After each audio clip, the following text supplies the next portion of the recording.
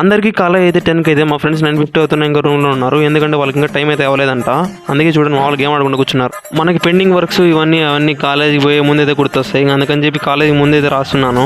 ఇంకా రూమ్ అంతా కలిసి కాలేజ్ అయితే స్టార్ట్ అయిపోయాం. మా వాడు చూడండి సింగర్ వీడు. మీ గ్యాంగ్లో సింగర్స్ ఎవరైనా ఉంటే షేర్ అయితే చేయండి.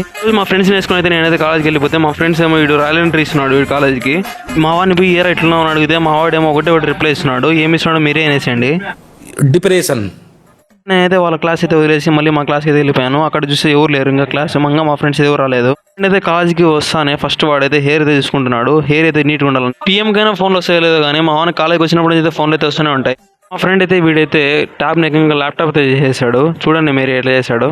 మా కాలేజ్ బయట ఉన్న ఏరోప్లేన్ చూడడానికి అయితే వెళ్ళిపోయాను. మీ గ్యాంగ్లో ఎవరైనా నేను చూసినట్లయితే లైక్ అయితే వేసుకోండి. అలాగే షేర్ అయితే ఆ ఏరోప్లేన్ చూసుకుని అయితే నేనైతే మళ్ళీ హాస్టల్ అయితే రిటర్న్ అయిపోయాను. రేపు బంద్ అయితే అంటున్నారు. మీ కాలేజ్కి ఒకవేళ బంద్ ఇచ్చిండే కింద అయితే కామెంట్ చేయండి. రూమ్కి వస్తానే మా వాడితే అనిమీ చూస్తున్నాడు. మీ గ్యాంగ్లో అనిమీలు ఎవరు ఉంటే ఈ వీడియోతో వాళ్ళకైతే షేర్ చేయండి.